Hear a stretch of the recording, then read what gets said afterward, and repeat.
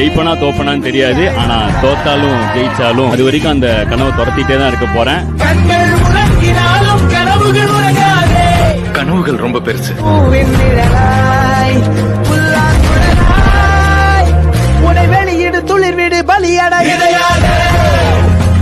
வாழும் நமக்கு கதைகள் இருக்கு.